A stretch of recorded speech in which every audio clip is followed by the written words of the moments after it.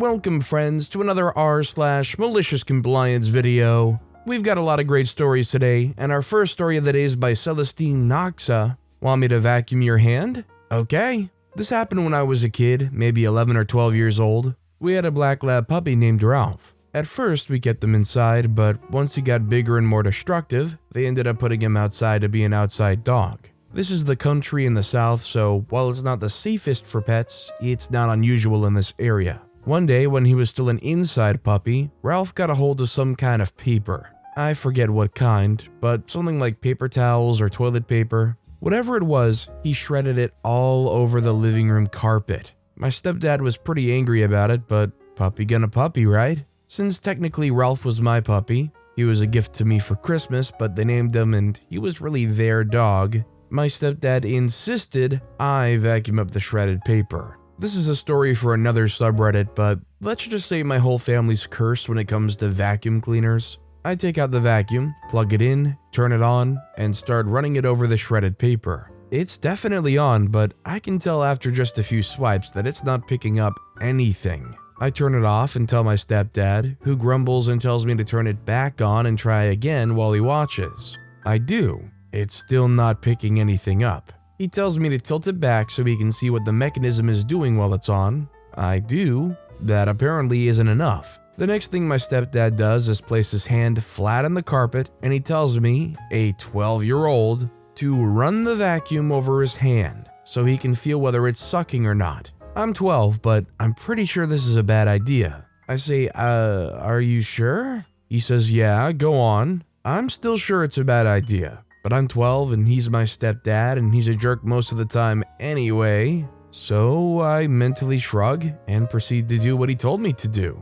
Immediately he shouts and pulls back, and I can already see there's blood on his hand. He's cursing and holding his hand and obviously in a lot of pain. 3 of his fingers start swelling and turning purple almost instantly, and he's bleeding from at least 2 of them. He ends up losing 2 of the fingernails. Later, my mom came home from work, and I ran outside to tell her the story first to make sure she knew it was not my fault. To his credit, this was one of the very rare times my stepdad admitted it was his own fault, and I was just doing what he told me to do. He was more than a jerk. He was abusive in basically every way it's possible to be abusive, so losing 2 fingernails painfully is the least of what he deserved. If you found yourself in a situation like this where you can just tell it's a terrible idea, but the person on the other end says, no, it's fine, I want you to, do it, go. Are you going to go through with that? Or would your convictions about it be too strong? Let me know about you guys in the comments down below. Our next story is from Kothor. Sprawling goes the shocks. So once upon a year, I used to work for a large hardware chain that had aprons that beautifully matched my pumpkin-esque figure. I worked in a busy flooring department and could share many a story, but the most delightful came from people overestimating the abilities of their vehicles. Pros would come in with appropriate vehicles and expectations, while DIYers would occasionally come in with a disdain for apron associates. Our location had seen enough such DIYers come through that we had a cover your butt form we'd developed. Well, one fine day, a man came in a rush and demanded the promptest of service, was annoyed at any and all project advice, and took offense when we'd offered delivery service. He'd chosen a nice slate tile and wanted a pallet for his house. We did up the sale and brought the pallet to the drive-up area. He pulled up in his new Ford F-150. No reinforced trailer, just the truck. That truck can carry roughly 2,000 pounds, give or take. The pallet was about 3,800 pounds. I told him that we would need to break open the pallet. He could take half right away, and the other half later. The man went ballistic. They could hear him back in lighting. After some back and forth, and a few other managers coming by and strongly advising him that his truck could not take the pallet, he was screaming and foaming at the mouth. I shrugged, grabbed the form, discussed the portions saying he was ignoring our advice, and he absolves our company and its employees of any responsibility for the outcomes. He signs it, settles down, and our forklift starts to bring the pallet down on this poor truck. Once the shocks had bottomed out, I called for the forklift operator to stop, showed the guy. The operator confirmed only half of the load weight had been transferred, and we gave him a final chance to reconsider. No such luck. I indicated for the forklift driver to continue, and there was no immediate catastrophic failure. The customer thinks we're all morons, while nearly everyone in the store, including many a chuckling pro customer, is hanging out in the doors watching. The guy gets in his truck, calling out a thanks to us, expletive, morons, then drives a whole 6 feet before blam.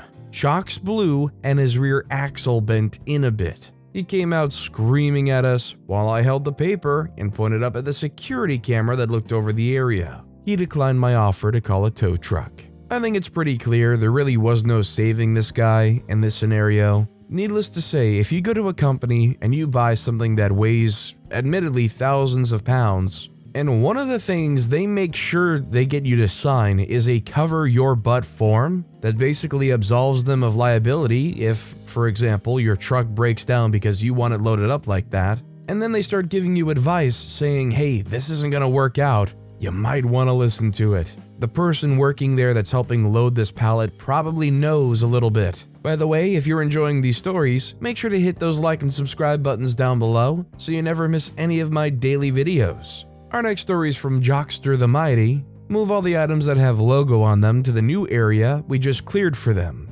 Recently, keeping things vague because reasons, new orders came down in the warehouse to move crap from locations to other locations. Big boss stuff, don't care, I live to move crap around. Initial instructions were to move cargo with logo on them to new cleared locations. As for clarifications on the logo, on just stickers or on boxes also. Big difference. Boss said all logo cargo to the new area. Okay, started moving stuff slowly because I know that was wrong. Sure enough, when the next team lead came on duty, we were instructed to move only the stickered product. Luckily, I'd put all of the non-stickered stuff in another bay so I could move it all back really easy. Probably should have just smushed it all together, but I don't want to put undue hardship on my off-shift coworkers. I think the sad thing here is OP knows their boss well enough to know that they're probably screwing up this instruction. And our final story of the day is by Rabid Rathian. Don't leave the clearance section until you finish tidying it. Another tale from my retail job, which I recently quit, yay, while I procrastinate from my other work. This one's from about 15 years ago at my original store. I worked in the ladies' wear section doing recovery, basically tidying up and sometimes printing price tickets for the shelves if any were missing or torn. And though it was generally possible to get it finished within the time allotted for my shift, busy days or events such as Mother's Day or pre-Christmas/Boxing Day sales turned it into a nightmare. As if the usual holiday shopping mess wasn't bad enough, the department manager Stacy had, in all her infinite wisdom, decided to put all of the ladies' wear clearance into the section at once. They actually did it for all the closed departments, but most of them only had a small amount, so you could easily fit it all on the normal clearance racks. However, ladies' wear had ended up with 10 times as much clearance as usual for this time of year because whoever decides what clothes will sell made crap choices, and we ended up with mountains of horrid outfits marked down to $1, even though most people wouldn't wear it if you paid them $50. Usually they would keep most of the excess stock out the back and just have a few racks of it in the section. And as the stuff in the section sold and the racks got empty, they'd be replenished for more stock from out the back. For some reason, Stacy decided she wanted all the ladies' wear clearance to be available to customers at once, even though it didn't physically fit on the racks. Not to be deterred by stupid little things like logic and reason, she moved the regular stock from the main middle aisle of the section into other aisles, causing those to be overfull, and ordered the fill staff to put the clearance all along the middle aisle. When I say clothes were literally bulging off the shelf arms, I'm not exaggerating. You could barely even walk down the aisle without the first 4 to 5 things on each arm falling off. And of course, if a customer wanted to look at anything further back on the shelf, they'd knock off most of the other stuff in the process. So there was constantly a several-inch thick layer of clothes lying on the floor. This made it literally impossible to actually recover the clearance section properly. But generally, recovery staff were told to prioritize doing a pickup every hour or so and make sure there were no stock on the floor, and spend the rest of the time going through and recovering the section, making sure everything was in the right place and in the correct size order. So I had a shift on Boxing Day, and I'd heard from the pre-shift huddle that one of the big regional managers was coming in to visit and inspect the store at closing time, and that we needed to make sure that the store was perfect. Not sure how that was meant to happen on Boxing Day, and with half the number of the staff we needed, but whatever. When I started my shift, 90% of the clearance clothing was on the floor. For most of the aisle, you couldn't even see the floor. I knew there was no way that I'd be able to keep the floor clean in the clearance section because my shift ended at the same time the store closed, i.e., anything I tidied up would immediately be destroyed by customers.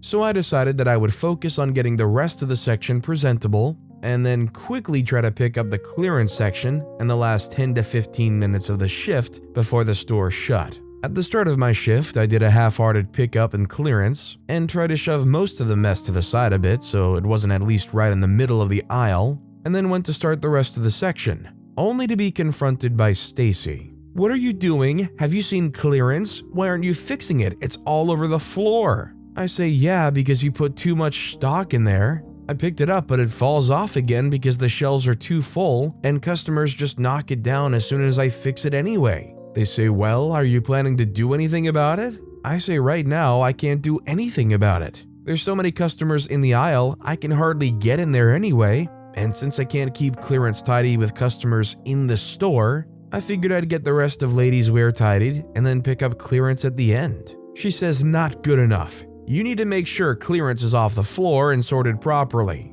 You know Bob, the regional manager, is due for a visit this evening." I said, "I understand that, but like I said, it's literally impossible to recover clearance because of how much stock is in there and how many customers there are. If I can at least do the rest of the area first, then it will only be clearance that looks a bit rough, and I can at least make sure everything's off the floor at the end of the shift." She says, "You don't get to decide what you prioritize. You need to make sure clearance is perfect. I know no one likes clearance, but you need to stop making excuses to get out of doing it. So don't leave the clearance section until you've finished tidying it." I say, "Okay." 5 minutes before my shift ends and the store closes, the regional manager Bob shows up and is escorted around the store by the store manager Mark and Stacy. They stop in front of ladies' wear and Stacy just breathes, "What the freak?" You see, I'd finished tidying clearance. Though the shelves were still over full, none of the stock was on the floor in that aisle, and everything was in the right size order and hanging neatly. The clearance section was my magnum opus of recovery, if I do say so myself. However, the rest of the ladies' wear department had not been touched, since I couldn't finish tidying clearance until the store was pretty much closed, and I wasn't allowed to leave clearance until I did finish it. It meant the rest of ladies' wear looked like a bomb had hit it, with stock all over the floor, clothes draped over the shelves instead of hung up properly, broken coat hangers everywhere, and abandoned shopping baskets, and piles of stock from other departments left lying around in the aisles. Bob and Stacy looked like they were ready to murder me, but Mark, who knew I was generally a good worker, asked why ladies' wear was in such poor condition, given that I was meant to have been recovering it for 3 hours. I explained Stacy told me I wasn't allowed to leave the clearance section until I'd finished tidying it. But there's so much overstock and so many customers pulling things apart that most of the stock won't stay on the shelves.